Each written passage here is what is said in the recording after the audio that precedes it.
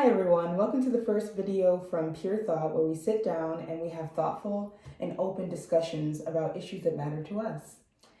I'm here today with my friend Sarah, and we're going to be discussing Black womanhood and the collegiate experience. Would you like to give a short introduction about yourself and how we know each other, I guess? So I'm a master's student at Oakland University, but I went there for my undergraduate as well. Bree and I met because we actually lived together freshman year. And so I went for English and creative writing, and I'm getting my master's in communications. Right, so you've experienced college a lot. Yes. I have 7 years. 7 years. Oh my gosh. And I am Bree, since I didn't tell you guys that before. It's really important.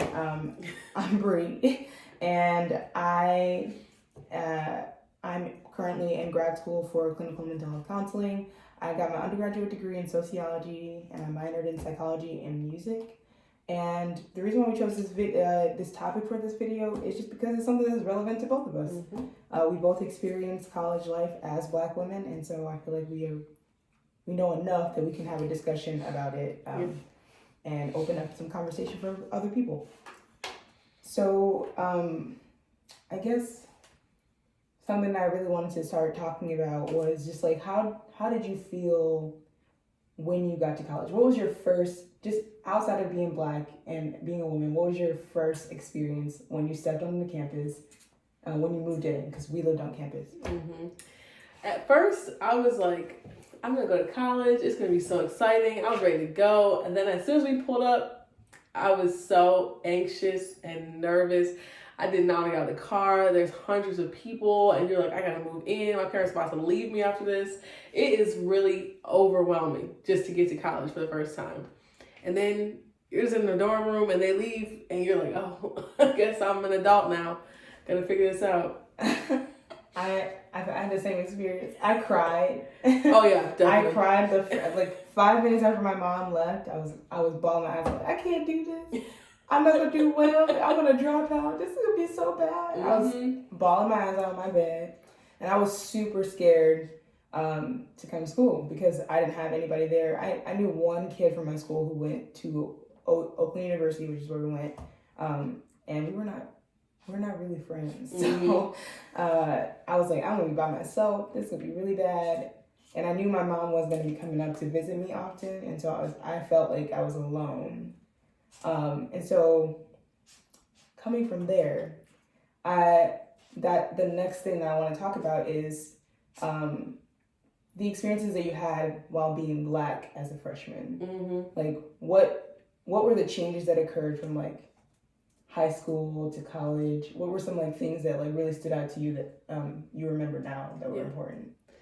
It was interesting because when I got to school, I grew up in like a predominantly Black area. So I grew up at East Point. It's like a little suburb of Detroit.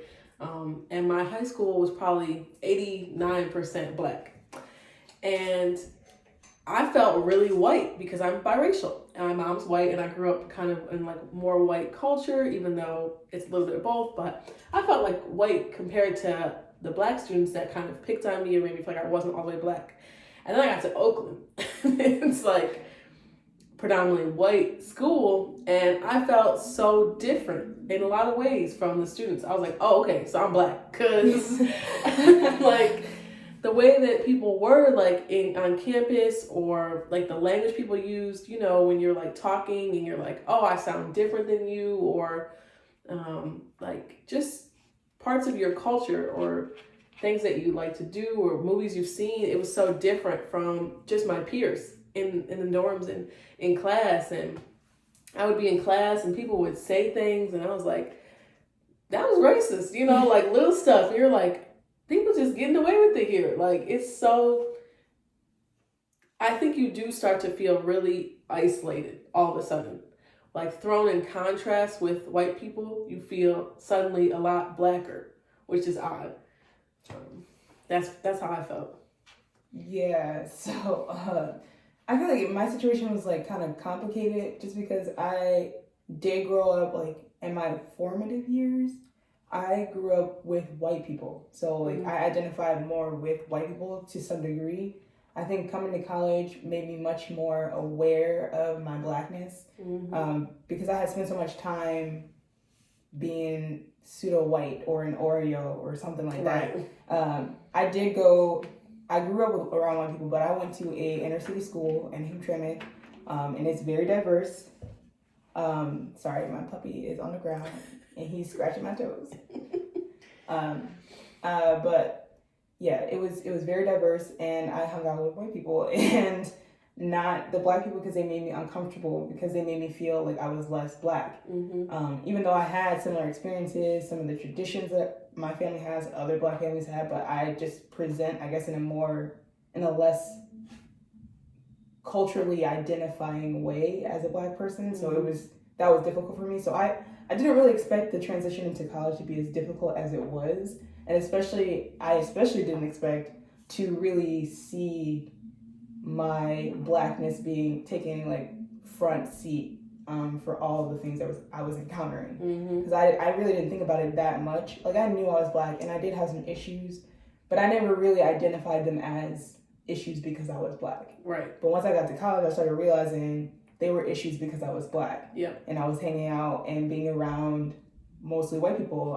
I was like desensitized entirely to like microaggressions and stuff like that. So when they started happening in the classroom, I was like, wow, that's kind of annoying. Yeah. And like the more that it was happening, the more that I was learning, the more I was realizing like it's not just annoying, it's like disrespectful, and like it's just not.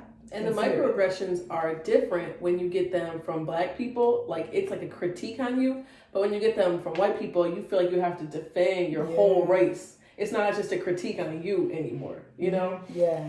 So that's like a very uncomfortable thing. Like, not imagine, but like, but like having to carry the weight of your culture on your shoulders because of the way you look is like, it's a lot.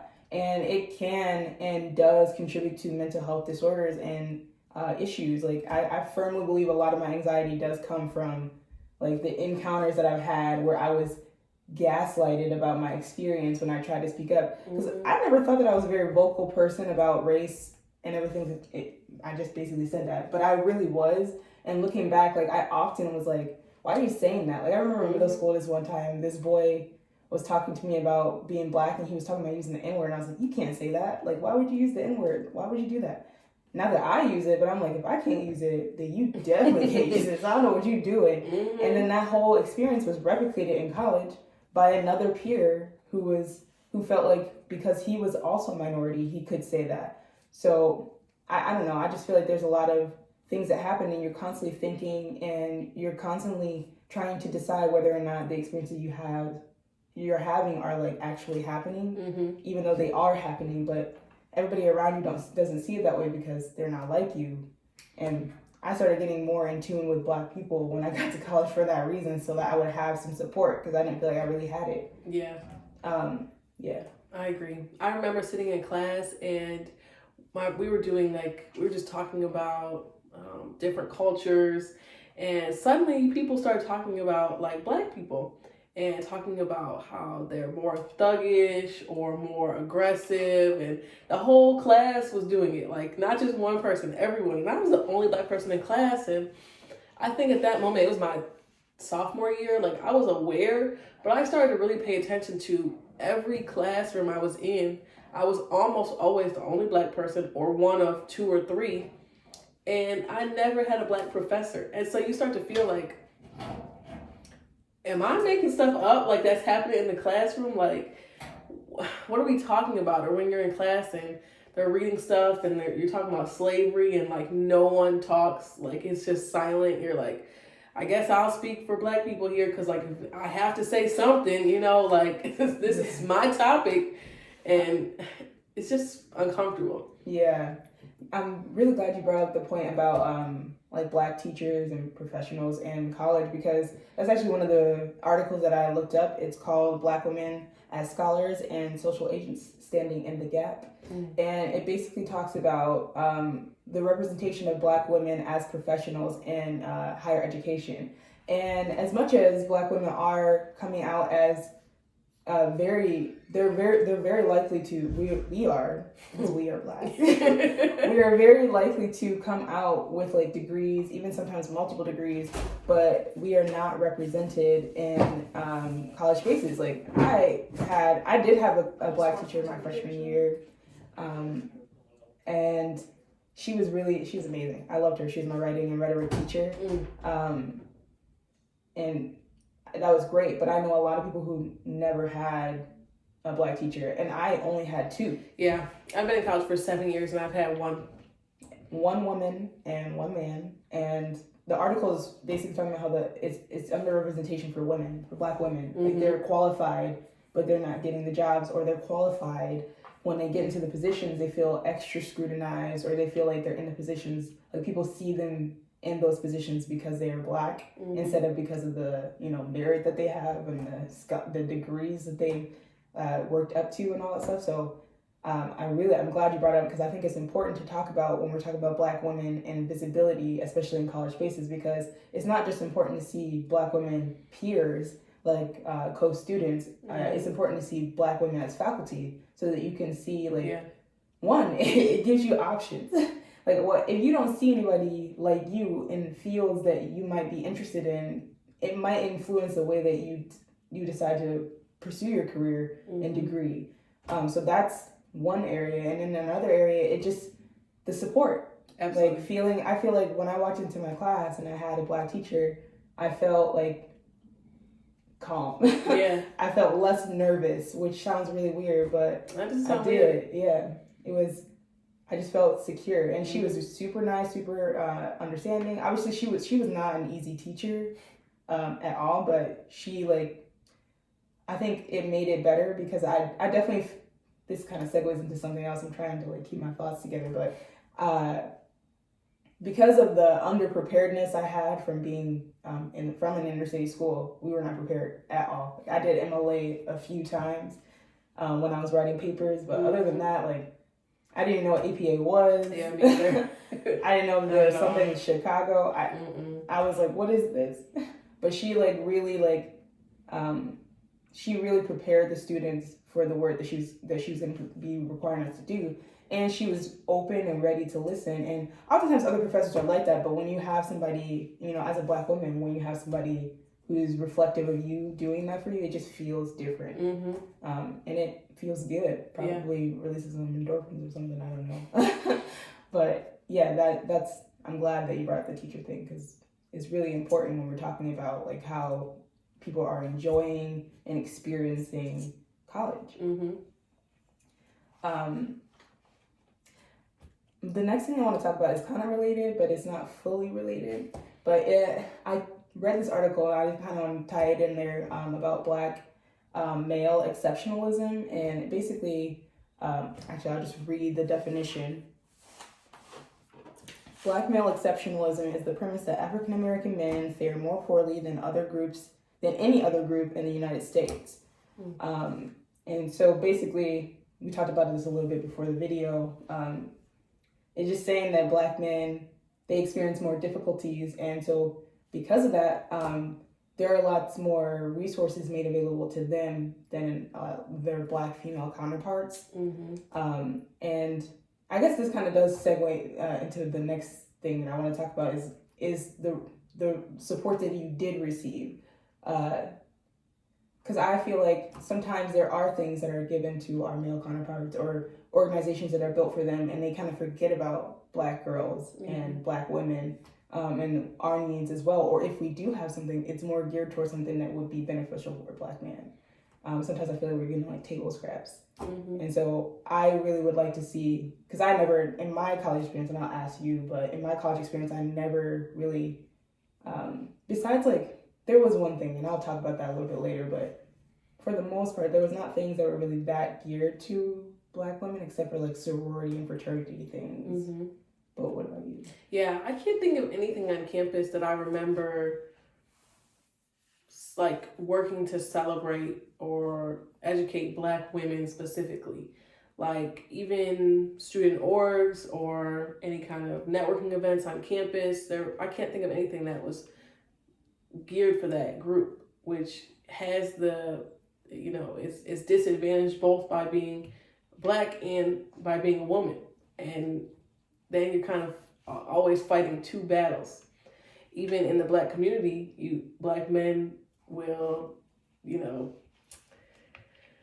they have their own, they bring their own challenges to what it means to be a Black woman. And so it's like you're always fighting, but I can't think of anything on campus that was an opportunity for that. But like you said, fraternity and sorority, I know that's really the only thing I could think of that was, for both. But even like the events I would go to that were tried to be like for Black students predominantly were like the basketball games that they had put on, which were fundraising events, and those were just men playing, or the Step Up show, which was mostly just men, the male fraternities doing that. So, yeah. Yeah. And it's funny that you're talking, you just said something that really triggered something in my mind, but because sometimes when we have like those fraternity and sorority events that are geared towards women, men do take they're the focal point of the event. And I noticed that in a few different occasions where like I went there to learn about something as a Black woman for like a Black sorority, and we were talking about men, and we were talking about how sometimes a lot of the conversation is about how feminism is hurtful to Black men because of their experience as a minority, even though they are a privileged minority. So that was uncomfortable because then I felt invalidated in a different way that I felt, feel with my white peers. Like I felt like I know I'm Black and I know that I should care about, his problems, but I have problems too. Mm-hmm. What about my problems? And I feel like lots of times my problems don't really matter unless I'm talking about his problems. Yeah, Black women are obligated to care about Black men's problems, but it doesn't go the same way for them, Mm-hmm. So it's a conundrum. And I think that moving forward, we just need to have like better open discussions about what feminism is, mm-hmm. and more importantly, I feel Black feminism is an intersectionality because it does allow for us to care about his issues and our issues, mm-hmm. Without stepping over each other, because we can do both. We just haven't been doing both because we haven't really worked together how to do that. And society has been a patriarchal society. Mm-hmm. American society has been that. And so it does have an influence on the things that we do and how we talk about things, how we discuss things. So I think moving forward, there's a lot of things that we can do. And I will probably provide some links in the caption to like resources for stuff like that. And maybe some books that you can read on topics like that. But I think the final thing that I want to talk about is something positive. Because on campus at OU, we have the Center for Multicultural Initiatives. Mm-hmm. I had a scholarship through their office. So when I came into college, I was meeting with a retention coordinator to make sure that I was getting the resources that I needed. And I might not have utilized her as I should have in the beginning because I didn't really understand it. But as moving forward, I think that I would credit that office with a lot of the support that I needed for college because my family was not backing me the way that I needed it for half of college, mm-hmm. over half of college. And I was really getting all of that from that office and from the people in there who were really stepping up and helping. And they had events for Black women, like the women's retreat, or they're not Black women, but they're for women, but they bring up topics that focus on Black women, mm-hmm. which I think is important and I think is really good because obviously multiculturalism isn't just about Black women, but they definitely did a good job of like showing that, topics about Black women matter and that we need to be discussing those things so that we can all succeed. But you also experienced that office, so you can. Yeah, I did. I heard about it from my Black peers, you and others. And so I was really just trying to find more and connect more with other students of color. And so I got engaged with the Center for Multicultural Initiatives and I ended up working for them. And it's really amazing when you start to think about all the ways that Black students come to campus differently. Even with like being the first of your generation is so frequent, and not knowing how to do FAFSA, not knowing how to talk to people in financial aid. And they were really helpful there because I didn't have anyone else in my family that went to college and knew that kind of things, or just talking with them. And they have Circle of Sisterhood, which I went to, just to be around other women of color and to talk about what it's like to be a woman of color at a predominantly white school. So I love my time working for them. I was a mentor to incoming freshmen, and you just kind of feel like you're a part of a little community on campus. It was great experience. I think that I didn't do enough research about other colleges and whether or not they have an office like that at most places, but if they don't, they should. So if any college people are out there, please get one for your school. It really is helpful because like you said, black students, men and women, but both, come to college oftentimes unprepared and not supported because they are the first or the only in their families to come to this level of like education. And so when you don't have that support, it does have an effect on how well you do. Like I know I didn't have any money for my books my freshman year, and I went through freshman year without books. The next year I learned about the book scholarship that was going through that office and other resources that I could have went to, but I didn't know about that my freshman year because I was a freshman in my family. I was the first one to go to a university, so nobody could tell me to look for these people or search this and all that. So I was doing it all blindly, but they really did step up and help me. And even if at the very least they're just there to listen to your experience and validate your experience.